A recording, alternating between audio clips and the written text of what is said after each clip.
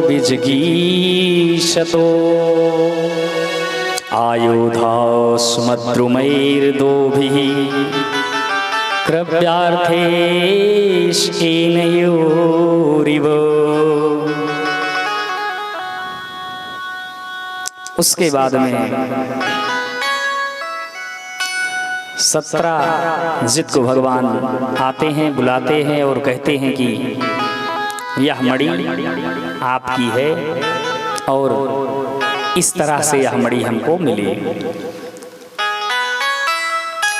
अब कहते हैं कि अभी तक तो हवा दूसरी तरफ थी, कन्हैया को सब उल्टा सीधा भला बुरा कह रहे थे, लेकिन अब सत्राजित को सुनाने लगे। अरे हम तो जानते थे कन्हैया कभी चोरी नहीं कर सकता है, कन्हैया तो सबकी रक्षा करता है, कन्हैया भक्त वत्सल है, करुणा का सागर है, कन्हैया को किसी चीज की क्या कमी है। इस तरह की जब हवा चलने लगी तब सत्राजित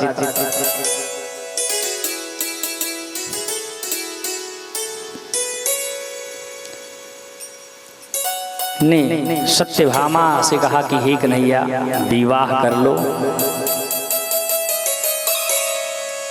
और मणि जो है दहेज में ले लो।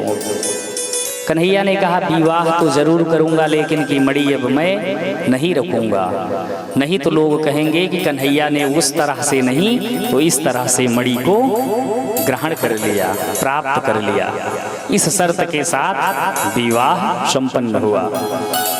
उसके बाद आगे कथा आती है कि भगवान एक बार इंद्रप्रस्थ घूमने आए अर्जुन के साथ, और जब इंद्रप्रस्थ घूम रहे थे भगवान, क्योंकि इंद्रप्रस्थ जो थी वह राजधानी थी, जिसका नाम आज हम सब दिल्ली के नाम से जानते हैं।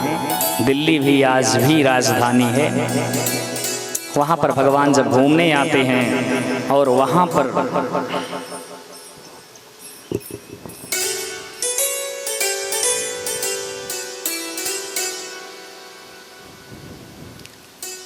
एक यमुना जी में देखते हैं कि एक सुंदर कुमारी भगवान सूर्य का ध्यान कर रही है, जप तप कर रही है।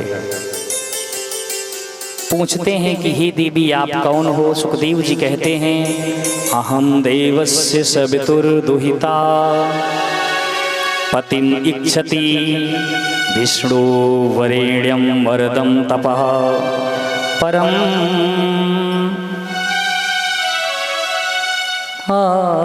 स्थिता। उन्होंने कहा कि मैं सूर्य की पुत्री कालिंदी हूँ और कृष्ण से कन्हैया से विवाह करने के लिए तप कर रही हूँ। अर्जुन मुस्कुराए और कहते हैं कि हे कन्हैया, हे केशव, हमको लगता है कि आपका जो सूर्य है वह उच्च का है, आपके जो ग्रह हैं विवाह ही प्रवेश करते हैं और भगवान पर मोहित होकर के, भगवान की मुस्कुराहट को देख करके, चितवन को देख करके मोहित हो जाती है मित्र बिंदा, और भगवान के ही गले में माला डाल देती है और माला डाल करके वहां से भगवान लेकर के 9-2-11 हो जाते हैं। कहते हैं कि जब यह पता चला दुर्योधन को, तब यहीं से कन्हैया से दुश्मनी और बढ़ गई। कहते हैं कि आगे चल करके भगवान का यहाँ पर 5वां विवाह संपन्न होता है। कहते हैं कि 6वां विवाह जो है नग्नजित हैं, एक कौशल नरेश हैं,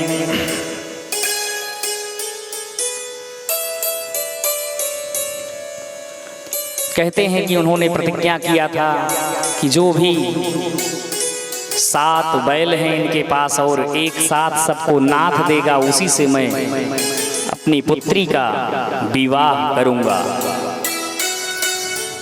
भगवान एक ही साथ 7 रूप धारण करके 7 बैलों को नाथ देते हैं और भगवान का विवाह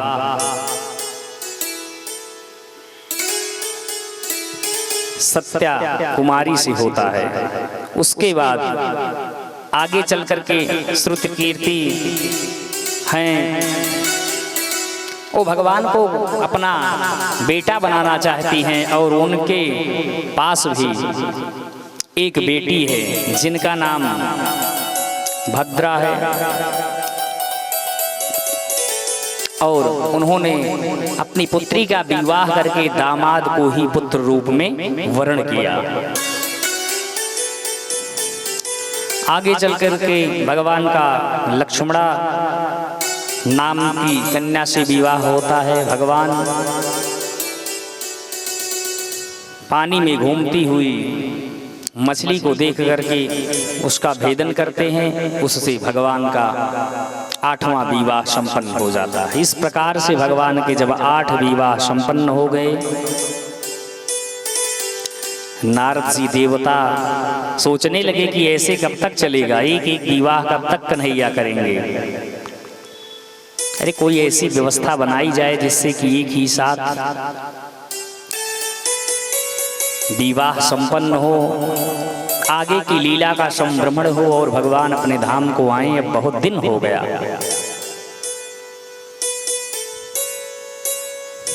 क्योंकि देवता भगवान का यहाँ तो दर्शन कर नहीं सकते। कितने कार्य भगवान के अधूरे पड़े हैं, हर जगह भगवान को साइन करना होता है।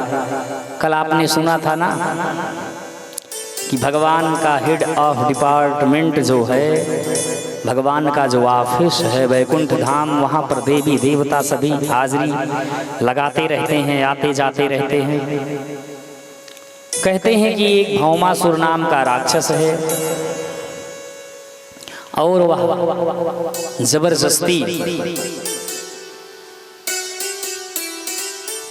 16,100 विवाह करने का मन बना लिया है, और जो भी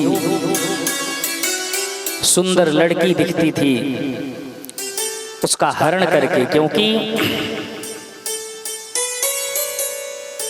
राक्षस है, असुर है, पिशाच विवाह करने का मन बनाया है और अपने जेल में बंदी बना करके रखा हुआ है। और नारद जी के कहने से भगवान को पता चलता है और भगवान जाकर के आक्रमण करते हैं और उसको परास्त करके उनका दुख दूर करने का मनोरथ भगवान बनाते हैं। और जब मुक्त कर दिया, और मुक्त करने के बाद देवियों से कहते हैं, हे देवियों अपने अपने घर को जाइए। देवियों ने कहा, हे प्रभु, जिसकी पुत्री या पत्नी किसी के साथ एक दिन के लिए कहीं चली जाए तो उस पर कैसी कैसी हवा उड़ती है।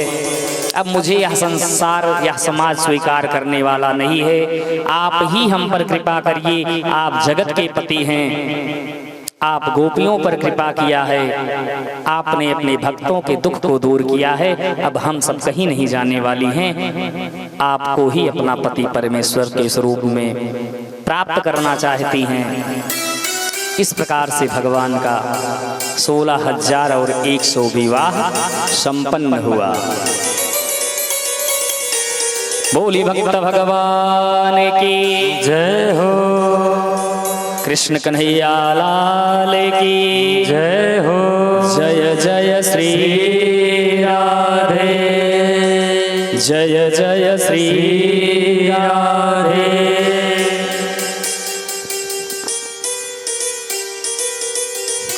कहते हैं कि इस प्रकार से भगवान का परिवार बढ़ते बढ़ते बढ़ते बढ़ते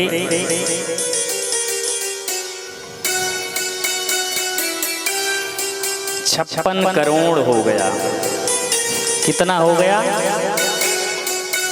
56 करोड़।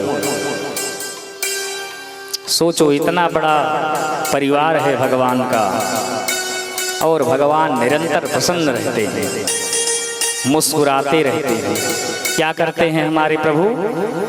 निरंतर मुस्कुराते रहते हैं और हंसते हुए ही आज तक हमने देखा कि कन्हैया ने जितने भी कार्य किए हैं सब हंसते हुए मुस्कुराते हुए।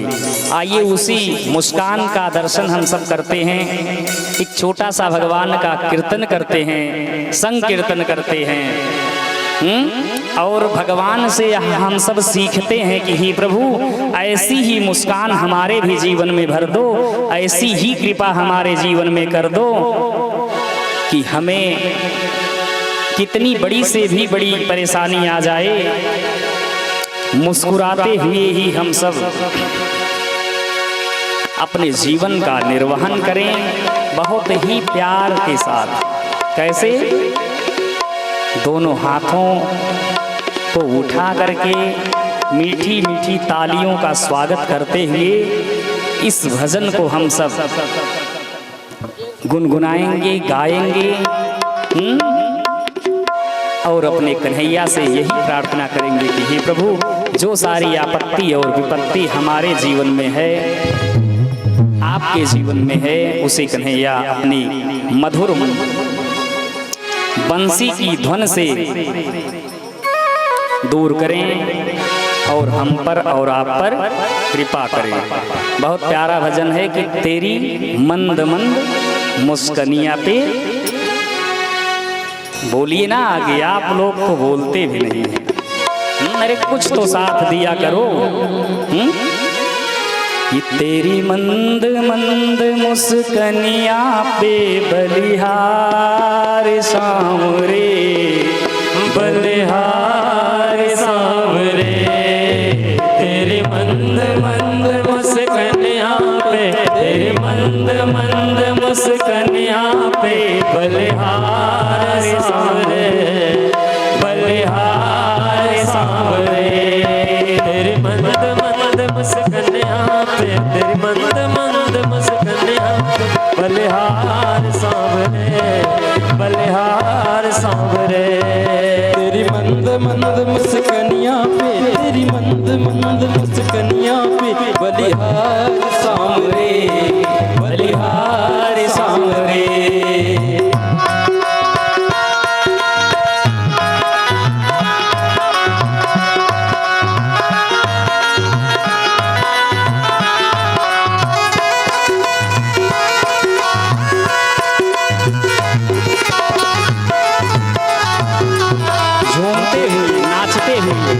शर्म मत करो, अब एक दिन ही बचा हुआ है, झूम लो कन्हैया की भक्ति में। तेरे बाल बड़े घुंघराले, बादल जो कारे कारे, तेरे बाल बड़े घुंघराले, बादल जो कारे कारे, तेरे बाल बड़े घुंघराले, बादल जो कारे कारे, तेरे मोर मुकुट लटकनिया पे, तेरे मोर मुकुट लटकनिया पे बलिहार सांवरे, बलिहार सांवरे, बलिहार सांवरे, बलिहार सांवरे।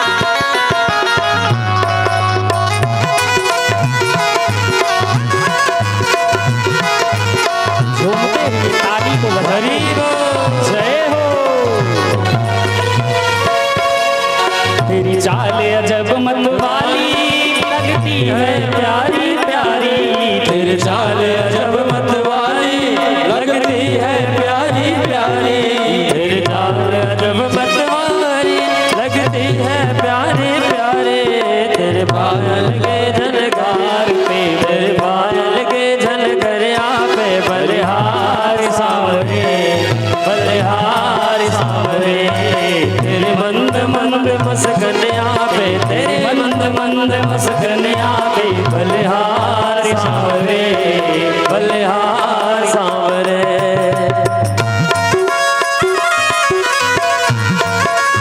श्री राधे जय हो,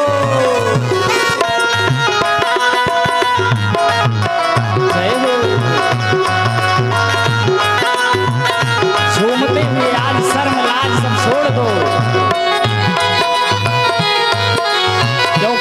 जिसने किया शर्म उसका फूट गया करम।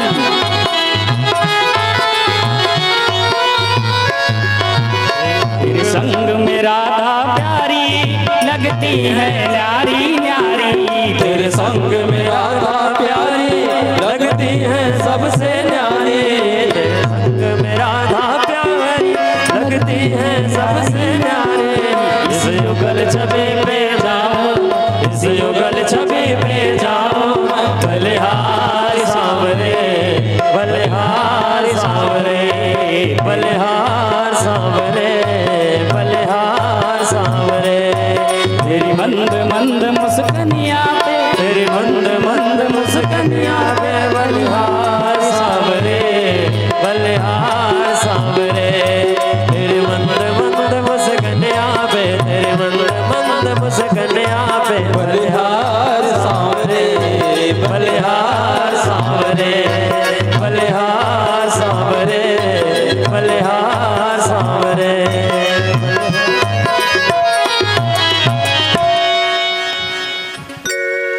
भगवान कन्हैया का जीवन चरित्र हमको यह सिखाता है कि चाहे जितनी बड़ी कठिन डगर हो,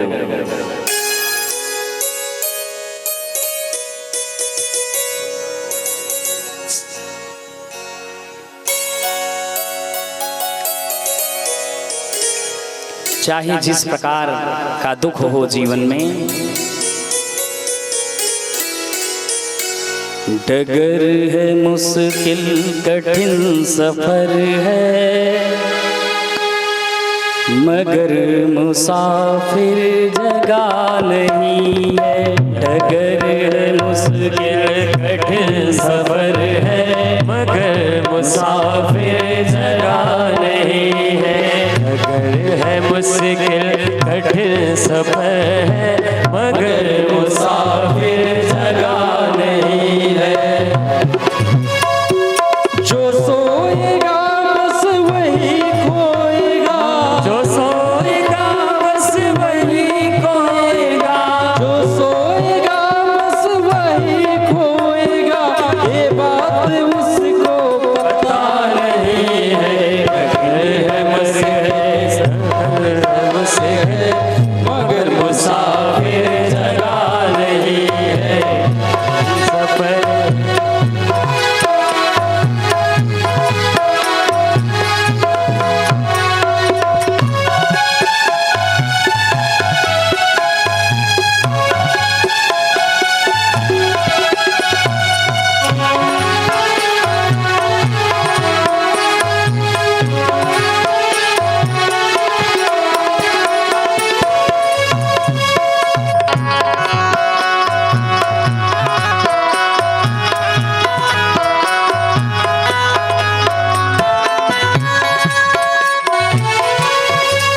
लगेंगे फल जब किसी वृक्ष में, लगेंगे फल जब किसी वृक्ष में, लगेंगे फल जब किसी वृक्ष में। वो पेड़ झुक जाएंगे स्वतः ही, वो पेड़ झुक जाएंगे स्वतः ही।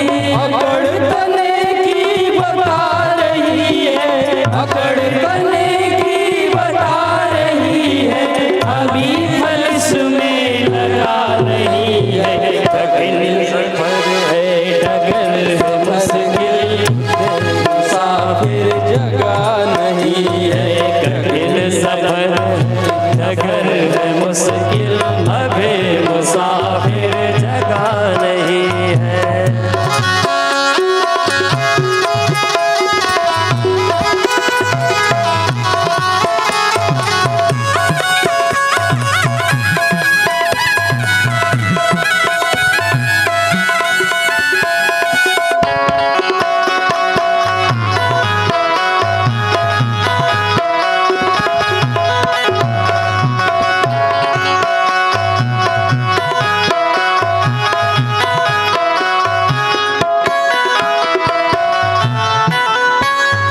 जो खानदानी रईस होते, खानदानी रईस होते, मिजाज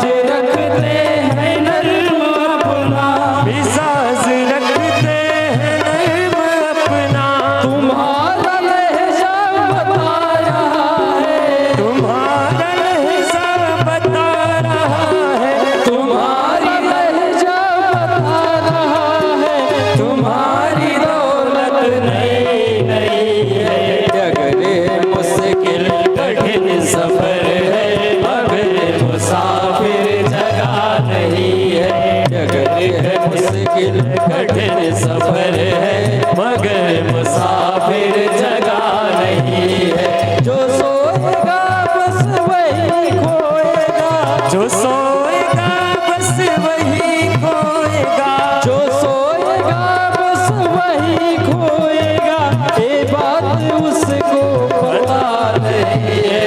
डगर है मुश्किल कठिन सफर है, मगर मुसाफिर जगह नहीं है। डगर है मुश्किल कठिन सफर है, मगर मुसाफिर जगह नहीं है। मगर मुसाफिर जगह नहीं है, मगर मुसाफिर जगह नहीं है। प्यारे भक्तों, यह जो डगर है कठिन चाहे जितनी हो, लेकिन जग करके भगवान नाम का स्मरण करते हुए, क्योंकि जो बिना भगवान को समर्पण किए या भगवान का वंदन किए डगर पर चल पड़ते हैं, डगर कोई सी भी हो। शिक्षा की ही डगर देख लीजिए, द्वितीय स्कंध में हमने बताया था कि जिसे जो चाहिए उन परमात्मा का पूजन करके ही हमको आगे बढ़ना चाहिए। जो विद्यार्थी हैं उनको शिव का पूजन करना चाहिए। जो पद सिंहासन चाहते हैं इंद्र की पूजा करना चाहिए। जिनको अन्न चाहिए दिति का हमने बताया है। उसी प्रकार से जब हम उन भगवान का चिंतन पूजन करके डगर पर चलते हैं तो हर डगर है वो कठिन है, और सफर जो है वो बहुत मुश्किल है, क्योंकि हर जगह कंपटीशन है। ये कौन सा युग है? कंपटीशन का। तो जब और ये भगवान नाम काम कब देगा? जब आप याद करके जाएंगे और एक प्रश्न आपको विस्मृत हो जाएगा, भूल जाएंगे, तो वहीं पर जो किया हुआ आपका पूजन है, धर्म कर्म है, वो आपको याद दिला देगा। या कि आप गलत भी लिख देंगे तो जब एग्जाम आप दे करके आएंगे, जो एग्जामिनर साहब होंगे, चेक करने वाले आपके अध्यापक जी, तो जब उस प्रश्न को चेक करते रहेंगे भगवान धर्म रूपी पर्दा डाल देंगे और उनको वह गलत भी सही लगेगा, और धर्म के सहारे आप कठिन से कठिन डगर को भी पार कर जाएंगे। बोली भक्त भगवान की जय हो। यह कथा हमको बता तो रही है कि हर प्रकार का दुख दूर हो सकता है, लेकिन कथा जो कह रही है, जो आप सुन रहे हैं, जब उस पर चलेंगे उस मार्ग पर, तब तीनों प्रकार का जो दुख है वह दूर हो जाएगा, और जो चार प्रकार का धर्म, अर्थ, काम और मोक्ष है वह आपके जीवन में प्रकट हो जाएगा।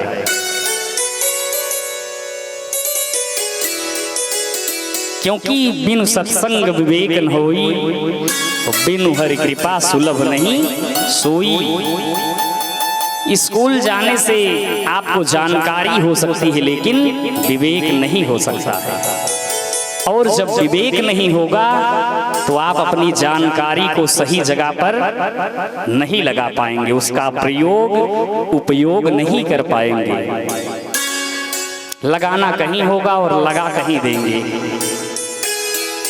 आपका जहां प्रॉफिट होना है वहां लॉस हो जाएगा। इसलिए प्यारे भक्तों, सत्संग भी जरूरी है, क्योंकि सत्संग से विवेक होगा, और विवेक जब होगा तो कब कहां कैसे क्या करना है, किस प्रकार से किस रास्ते से निकलना है, यह ज्ञात होगा। और जब ज्ञात होगा तो जिसकी खोज में आप निकले हैं, स्वतः ही बिना रोक टोक के वह आपको प्राप्त हो जाएगा। कथा हमको और आपको सिखा रही है, समझा रही है। कहते हैं कि भगवान बहुत सुंदर अपने परिवार का पालन पोषण कर रहे हैं, मुस्कुराते हुए। कहते हैं कि एक दिन की घटना है, नारद जी तो चाहे तो आग लगा दें और चाहे तो जलती हुई आग को बुझा दें। नारद जी एक दिन भगवान का हंसता मुस्कुराता परिवार नहीं देख पाए और पहुंच गए। मन में विचार हुआ भगवान का दर्शन करें और कुछ इधर का उधर करें, क्योंकि न्यूज़ रिपोर्टर हैं, न्यूज़ वालों का तो काम ही है खबर पहुंचाना। अब उससे किसका कितना प्रॉफिट होता है, किसका कितना लॉस होता है, इससे उनको कोई मतलब नहीं है। उनका बिजनेस है न्यूज़ प्रसारण करना, खूब न्यूज को आगे तक ले जाना। जितने हाई लेवल मंत्री मिनिस्टर की न्यूज होगी उतना ही इनकम होगा। आज नारायण तक भगवान पहुंच गए और कहते हैं ना, हमने आज की न्यूज़ रिपोर्टर को भी देखा है कि आज सलमान खान ने जॉगिंग की। ये न्यूज़ तो दिखा देंगे, लेकिन गरीब कोई गांव का एक व्यक्ति मर जाए या एक्सीडेंट हो जाए या कोई अत्याचार उस पर हो तो वो न्यूज़ उन तक नहीं पहुंचने वाली, क्योंकि उससे उनको कुछ मिलने वाला नहीं है, ना उसको कोई सुनने वाला है। और पहले भी ऐसे ही था। नारद जी भी सोचे कि हमारी न्यूज़ इस समय थोड़ा कम चल रही है, भगवान अपने घर में बिजी हैं, व्यस्त हैं, और जो भगवान के ऑफिस का कार्य है, जो मीटिंग्स हैं वो सारी स्थगित हैं, तो चलिए भगवान के ही घर की कोई न्यूज़ लेकर के आते हैं, उसको हाईलाइट करते हैं। नारद जी पहुंच गए, भगवान इंद्रलोक गए थे और एक पारिजात वृक्ष है वहाँ पर, और उसी का फूल भगवान को एक मिल गया था, लेकर के आए थे।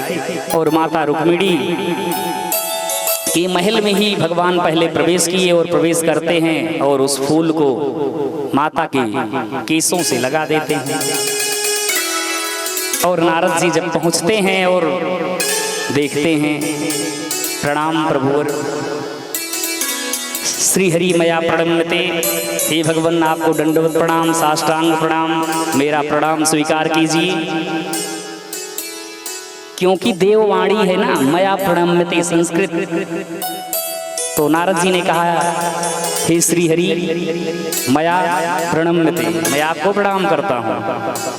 और जब भगवान देखे तो समझ गए, ओहो लगता है कुछ दाल में काला होने वाला है, या कि पूरी दाल ही काली है लग रहा है।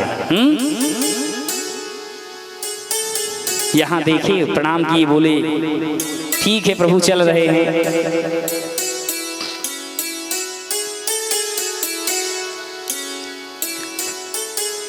सत्यभामा के महल में, और सत्यभामा जो हैं उनका थोड़ा हाव भाव बढ़ा ही रहता है, क्योंकि मड़ी मिली है, ज़्यादा दहेज मिला है उनके मायके की तरफ से, तो बहुत इतराती हैं। और क्या होता है कि नारद जी पहुंच गए, देवी क्या हाल चाल है। भगवान इंद्रलोक गए थे, हमने सुना है, वहाँ से एक पुष्प ले आए थे, क्या आपको नहीं दिखाए? बोली नहीं ऋषिवर। बस इतना कह करके तो कहते हैं ठीक है देवी अब चलते हैं, प्रणाम। भगवान चले गए, इतना करके, इतना ही काफी था। भगवान आते हैं, इधर पहुंचते हैं, भगवान जान गए कि नारद जी कर गए अपना काम। प्रभु तो अंतर्यामी हैं, और प्रभु से अच्छा कौन अपने परिवार को चला सकता है। देवी आते ही कोप भवन में पहुंच गई, भगवान बुला रहे हैं, कुछ नहीं, एक भी बात आपकी अब सुनूंगी नहीं, मैं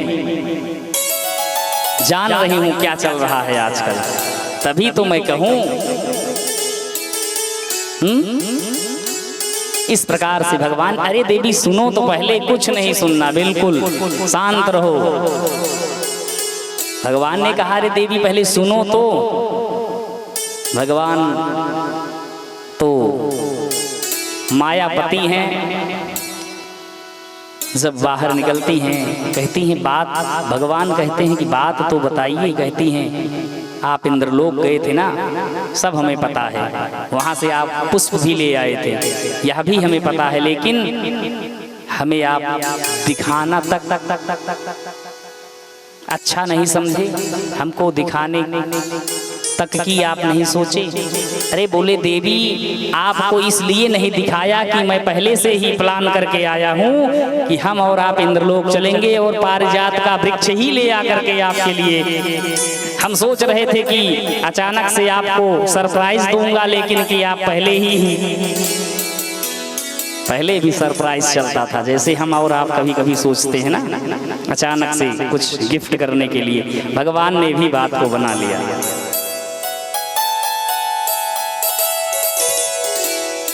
बहुत सुंदर बात बनाए। देवी रोज कहने लगी कब चलेंगे। भी अच्छी तरह समझती हैं कि जब किसी चीज की ठान लेती हैं तो बस ठान ही लेती हैं। उनको चाहिए, फिर कुछ दिखता नहीं है।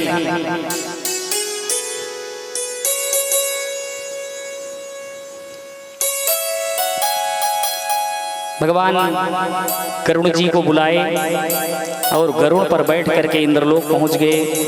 वहां पर इंद्रदेव भगवान का सुंदर स्वागत करते हैं। हे भगवान आपकी बड़ी कृपा हुई, आप आए।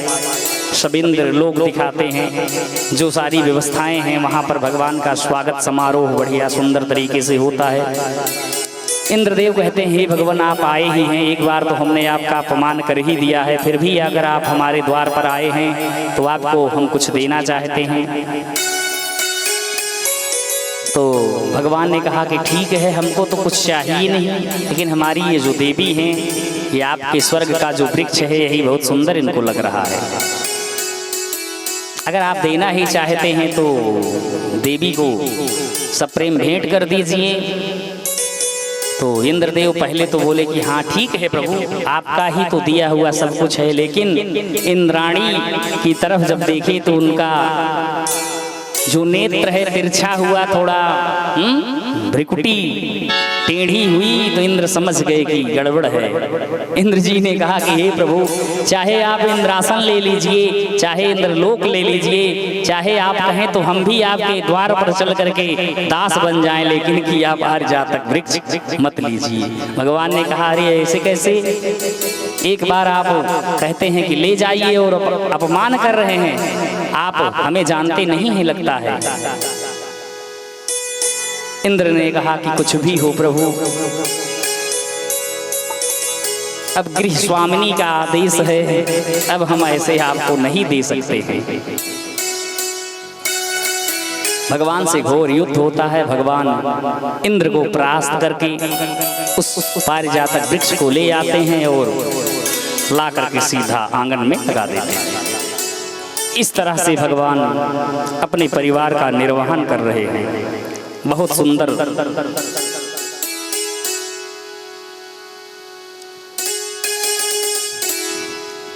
सुखदेव जी कहते हैं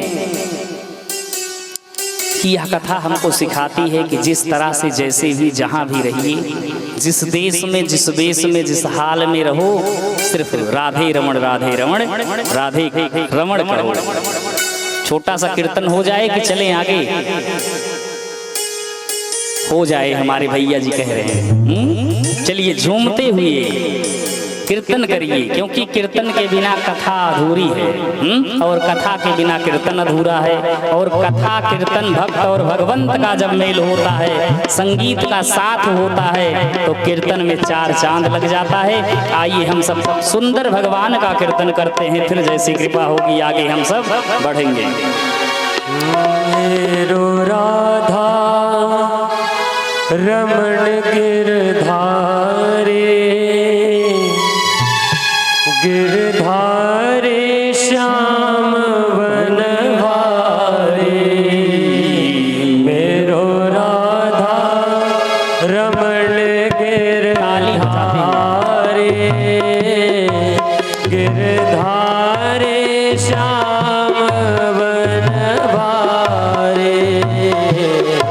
मेरो राधा रमण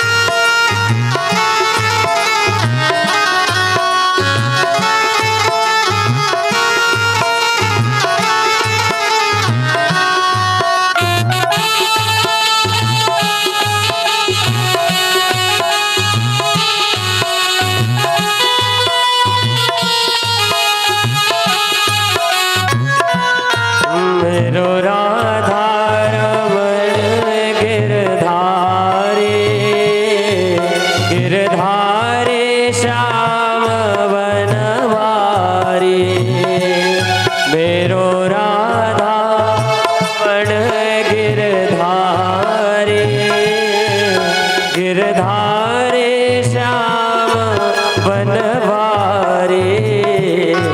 मेरो राधा रमण गिरधारे, गिरधारे श्याम बनवारे।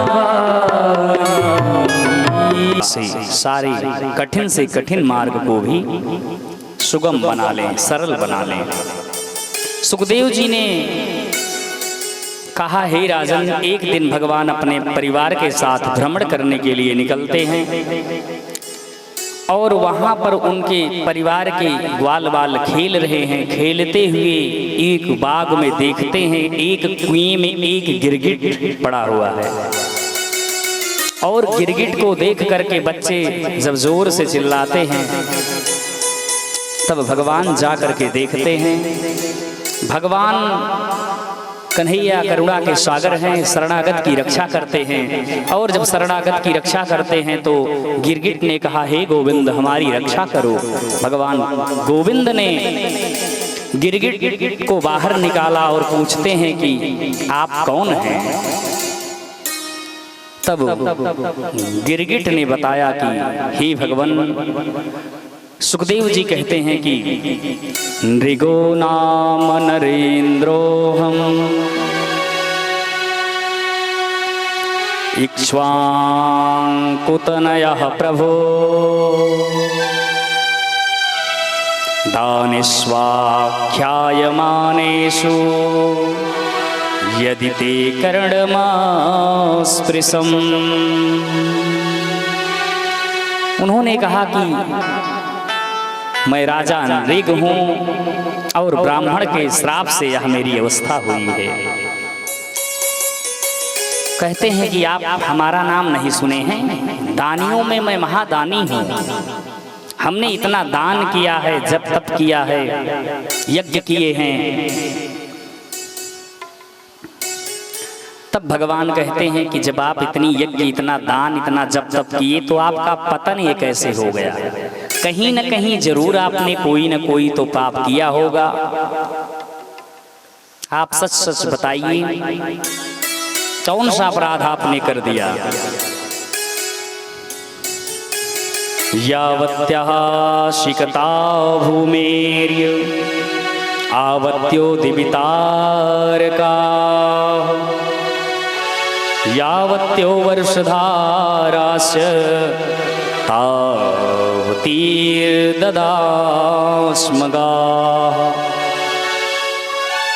तब ब्राह्मण की कथा बताते हैं कि हे भगवान, मैं गायों का दान प्रतिदिन करता था, लेकिन एक दिन मेरी एक छोटी सी भूल के कारण यह मेरी दयनीय अवस्था हुई है।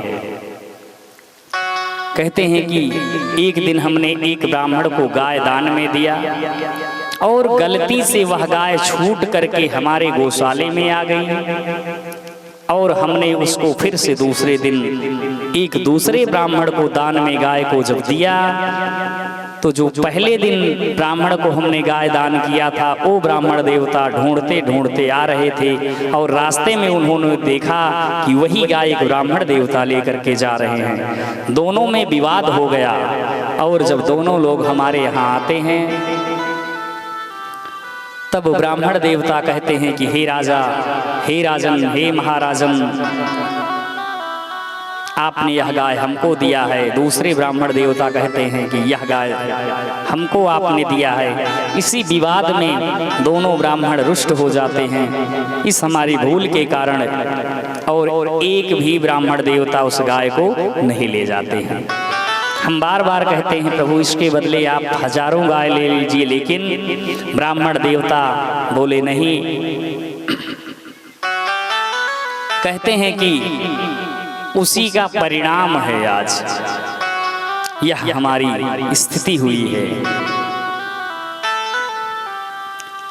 इसलिए हे भगवान आप कृपा कीजिए, मेरी रक्षा कीजिए भगवान। यह कथा सुन करके भगवान उन पर कृपा करते हैं इससे यही सीख मिलती है। सुखदेव जी कह रहे हैं कि हे राजन, सबका अपमान कर देना चलेगा, लेकिन कभी ब्राह्मण का किसी अपमान मत करना, क्योंकि एक छोटा सा अपराध कर लेने से महाराज इतने बड़े दानी राजा नृग थे, गिरगिट की योनि में चले गए। तो हमारा और आपका क्या होगा? हमारे पास और आपके पास तो इतनी बड़ी धर्म की पूंजी भी नहीं है। पहली बात और कहते हैं। दूसरी बात, अहंकार था राजा को कि हम बहुत बड़े दानी हैं। क्या था? आप कुछ भी दो, लेकिन यह कथा हमको सिखा रही है कि समर्पण भाव से दो। तेरा तुझको अर्पण, मतलब कन्हैया की कृपा से हमको मिला और हमने जिसको दिया, तेरा तुझको अर्पण। आरती में गाते हैं ना कि विषय विकार मिटाओ, पाप हरो देवा, पाप हरो देवा, श्रद्धा भक्ति बढ़ाओ, श्रद्धा भक्ति बढ़ाओ, संतन हरि सेवा। ओम जय जगदीश हरे, तन मन धन और जीवन सब कुछ है तेरा, सब कुछ है तेरा, तेरा तुझको अर्पण, तेरा तुझको अर्पण, क्या लागे मेरा। ओम जय जगदीश हरे।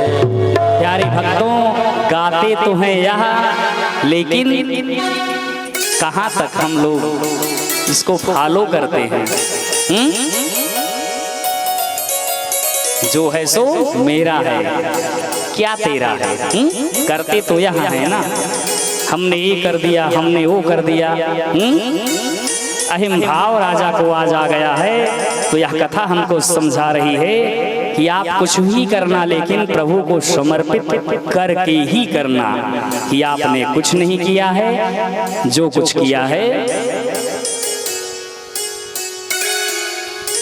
प्रभु ने किया है, परमात्मा ने किया है। यही शिक्षा अपने वंश को भगवान दे रहे हैं, क्योंकि ब्राह्मण के श्राप से हों ही वेगी हों नाश, तत्क्षण जीव का विनाश हो जाता है।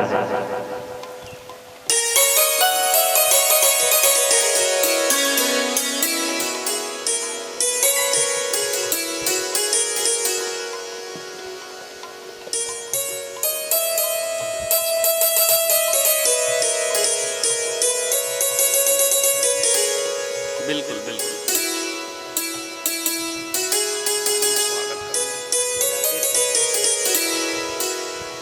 बोले वृंदावन बिहारी लाल की जय हो, बोले वृंदावन धाम की जय हो, बोलिए गुरुदेव जी भगवान की जय हो।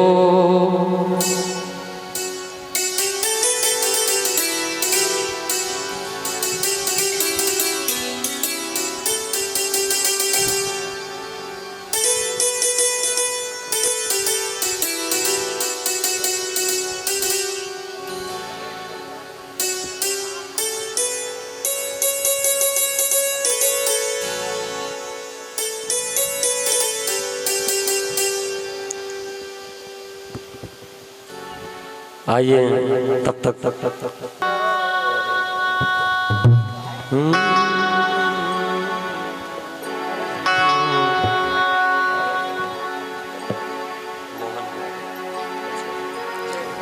जय जय श्री राधे, जय जय श्री राधे, जय जय श्री राधे। प्यारे भक्तों, यह कथा हमको यही सिखा रही है और भगवान अपने परिवार को भी संदेशा दे रहे हैं कि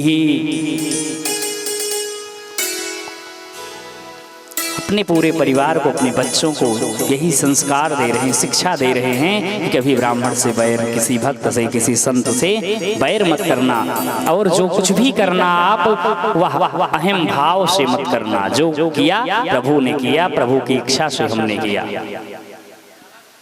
उसके बाद में कहते हैं कि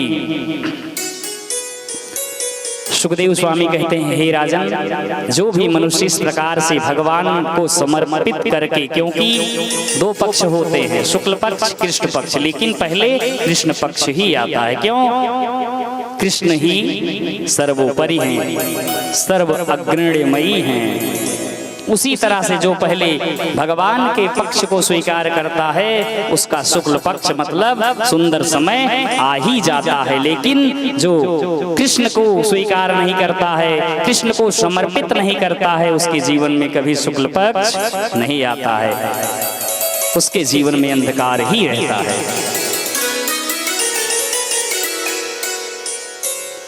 कहते हैं कि हनुमान जी की तरह भक्ति होना चाहिए। किस तरह से? अष्ट सिद्धि नव निधि के दाता। हनुमान जी महाराज हैं तो अष्ट सिद्धि और निधि, नवनिधि के दाता हैं। लेकिन क्या कह रहे हैं कि कपि चंचल सबही विधि हीना, तो प्रात ले जो नाम हमारा, ते ही दिन ताहिना मिले हारा। अपने आप को बिल्कुल सूक्ष्म कर दिया हनुमान जी महाराज ने, बिल्कुल छोटा बना दिया कि मैं ऐसे कुल से हूं कि हमारा अगर नाम ले लिया जाए तो उस दिन भोजन नसीब नहीं होता है। और असमय अधम सखा सुन मोहू पर रघुवीर। जब ऐसी अनन्य भक्ति होगी, सूक्ष्मत्व भाव होगा, शून्यत्व भाव होगा, तो परमात्मा की कृपा स्वतः ही प्राप्त हो जाएगी, प्रकट हो जाएगी। सुखदेव जी महाराज को कह रहे हैं कि इस प्रकार से शुभ कर्म करके भगवान को समर्पण करना ही परम धर्म है।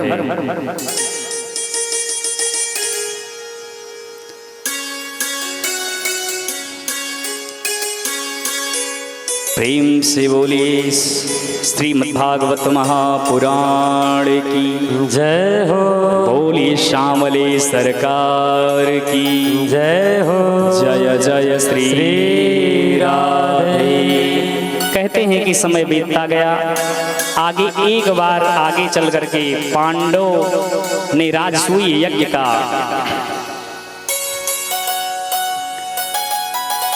शुभारंभ किया, और जब यह यज्ञ शुरू हुई तो जिसमें पता चला कि बिना जरासंध को जीते हुए यह यज्ञ पूर्ण नहीं की जा सकती है, सफल नहीं होती है। उसके बाद में भीम जी के द्वारा विजय प्राप्त की गई। उनकी जेल में 20,800 राजा बंदी बनाए गए थे, उनको मुक्त कराया गया। और उसके बाद में उनके पुत्र सहदेव हैं, उनको राज सिंहासन पर बैठाया गया। और सब विचार कर रहे हैं कि अब इस यज्ञ में सर्वप्रथम पूजन किसका हो। तो जो परम तत्वज्ञ हैं, सत्पुरुष हैं, ज्ञानी पुरुष हैं, बड़े बड़े अमलात्मा, परमात्मा, योगीश्वर, योगी जन, भीष्म पितामह, द्रोणाचार्य जैसे बड़े बड़े सद्गुरु, धर्मगुरु वहाँ पर विराजमान हैं। उस यज्ञ में सबने कहा कि कन्हैया का ही पूजन सर्वप्रथम होना चाहिए, क्योंकि कृष्णम वंदे जगत गुरु। अब यह सिद्ध हो गया है कि कन्हैया ही जगत के सर्वोपरि हैं। सबने यह कहा, लेकिन कि दो लोगों को यह बात अच्छी नहीं लगी। पहले जो अपने होते हैं, कोई व्यक्ति जब कोई पद पाता है, आगे बढ़ता है, तो सबसे पहले जलन किसको होती है? जो अपने होते हैं या जो अपने करीब होते हैं। खुशी भी अपनों को होती है, लेकिन कहते हैं कि ऐसा नहीं है कि जलन ही अपनों को होती है, खुशी भी होती है, लेकिन कि हर सिक्के के दो पहलू हैं, कुछ जलते हैं तो कुछ मुस्कुराते हैं। ऐसा मत समझना कि महाराज जी ये कैसी बात कर रहे हैं, क्योंकि जब हम उस मेढक की तरह कूप में रहते हैं, कुएं में कि ये मेरा है, ये मेरा है, बस उतने तक जब सीमित रहते हैं, कूप भाव जब जीव का होता है तो खुशी नहीं होती। लेकिन जब समभाव हो जाता है, जीवन में सत्संग जिनके होता है, जब ऐसे अपने होते हैं तो उनको खुशी होती है। क्योंकि कलयुग की यही विडंबना है कि कलयुग में दुख में तो दुखी सभी हो जाएं। और उन्होंने कहा कि हे वत्स मांगो वरदान। बोले कि पक्का आप देंगे? बोले हाँ दूंगा तो, लेकिन की शर्त यह है कि जो वर मांगोगे उसका डबल आपके पड़ोसी को दूंगा मैं। क्योंकि भगवान उनकी भावना को जान रहे थे, और जब ऐसा सुना तो उनके पैरों के तले से जमीन खिसक गई। उन्होंने सोचा कि जिस लिए हम इतनी तपस्या किए, जिनको परास्त करने के लिए हम इतना घोर तप किए, आज वही भगवान विपरीत परिस्थिति विपरीत फल दे रहे हैं। कहा ठीक है रहो, कोई बात नहीं है। तो 3 वर मांगते हैं। पहला कहते हैं कि हे प्रभु हमारे घर के सामने एक कुआं हो जाए। उन्होंने सोचा कि जब एक कुआं होगा तो मैं इधर उधर से निकल जाऊंगा, लेकिन पड़ोसी के घर जब 2 कुआं हो जाएगा तो कभी न कभी इधर से या उधर से जय जय सीताराम हो ही जाएगा। और कहते हैं कि दूसरा वचन मांगा कि हे प्रभु मैं लंगड़ा हो जाऊं। जब लंगड़ा मैं एक पैर से होऊंगा तो पड़ोसी का दोनों पैर जय जय सीताराम हो जाएगा, किसी काम के नहीं रहेंगे। प्यारे भक्तों, और तीसरा वरदान यह मांग रहे हैं कि अगर इससे भी अगर कामयाबी नहीं मिलती है तो हे ब्रह्मदेव ऐसा आशीर्वाद दीजिए कि जब मैं बुलाऊं तब आप तुरंत प्रकट हों। 3 वरदान मांग लिया। घर चले जाते हैं, देख रहे हैं कि क्योंकि जाती रही भावना जैसी, प्रभु मुहूर्त देखी 3 तैसी। पड़ोसी जी सत्कर्मी थे, आगे बढ़ रहे थे, और उनका आगे बढ़ना ही तो इनके आंखों में चुभा था, और उनको पीछे करने के लिए ही ये गए थे। और आज जब सत्कर्म होगा, आपके जीवन में धर्म होगा, तो उनके पुत्र धर्मवान थे। पिताजी के दोनों पैर नहीं, फिर भी उनकी बढ़िया सेवा हो रही है। और इनकी स्थिति दयनीय हो गई। फिर इन्होंने कहा, तुरंत बैठे समाधि में, ओम ब्रह्मदेवाय नमः। ब्रह्मा प्रकट, प्रतिज्ञा संकल्प लिए हैं। कहा कि अब क्या चाहिए? कहते हैं कि हे देवता अब ऐसी व्यवस्था करिए कि हमारी जो है दोनों आंख फूट जाए। क्या हो जाए? हमारी दोनों आंख फूट जाए। और जब ऐसा वरदान मांग रहे हैं कि हमारे पड़ोसी की दोनों आंख ही फूट जाएगी, कह रहे हैं हमारे एक पुत्र है उसका जय जय सीताराम हो जाए। पड़ोसी जब दोनों पुत्र का जय जय सीताराम होगा तो उनकी सेवा फिर कौन करेगा? फिर देखता हूँ। तो यह स्थिति है प्यारे भक्तों। कहने का भाव सिर्फ इतना है कि कलयुग का यह प्रभाव है, या ऐसा कह लो, या कह लो कि हमने कभी सत्संग ही नहीं किया है। हम कभी कुएं से बाहर निकले ही नहीं, तो सागर कितना गहरा है कहाँ से जानेंगे? अरे जब तुम एक छोटे से परिवार को अपना अपना कह रहे हो, और जब सबको अपना मानने लगोगे तो फिर किस बात का दुख रह जाएगा? हमें और आपको कथा यही सिखा रही है कि वसुधैव कुटुंबकम। तो जब आपका भाव निर्मल होगा तो अगले का भाव आपके लिए कभी गलत नहीं हो सकता है। क्योंकि जो हम मन से सोचते हैं, मन ही भगवान ने कहा इंद्रियों में मैं मन हूं, तो जिसके लिए आप जो सोच रहे हैं अगला भी आपके लिए वही सोचेगा। बोले भक्त भगवान की जय हो। और आज वही हुआ, अपने ही सबसे पहले जल गए। कौन? सगी बुआ का बेटा शिशुपाल। कहता है अरे इसका पूजन, एक अब का बड़ा धर्मात्मा है, छोटा सा था तो मक्खन चुराया, उससे जब और बड़ा हुआ तो गोपियों का चीर हरण कर लिया, उससे जब बड़ा हुआ तो महाराज कर लिया, हैं? दूसरे की पत्नियों को साथ में नचाया, और उससे बड़ा हुआ तो ना जाने क्या क्या कर लिया। यह पूजन का अधिकारी नहीं है। बहुत गालियां सुनाया, सब कह रहे हैं शांत रहो, भगवान कह रहे हैं कि बोलने दो, कोई मत रोको। जब 99 गालियां हो गई, क्योंकि बुआ को वचन दिया था भगवान ने कि 100 गलती तक माफ करूंगा, लेकिन 101 गलती नहीं माफ करूंगा। और जैसे ही 100 पार हुए, भगवान बोले जोर से, रुक जाओ शिशुपाल, ठहर जाओ। और जोर से अब इस बार, और जब जब जब जब इस प्रकार से 101 गलती गाली निकली मुंह से, गलती हुई, तुरंत भगवान का सुदर्शन निकला और झट से शिशुपाल का धड़ जो है अलग कर दिया, और दिव्य ज्योति प्रकट हुई और भगवान के चरणों में समाहित हो गई।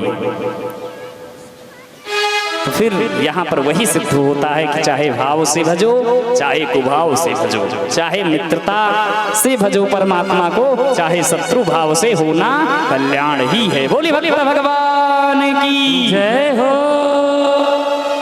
क्योंकि दुष्ट को सठे साठे समाचरित, दुष्ट को दुष्टता से ही समझाया जा सकता है। जो दुष्ट होते हैं उनका संहार होता है, भक्त जो होते हैं उनका उद्धार होता है। यह कथा हमको यह सिखाती है। और दूसरा,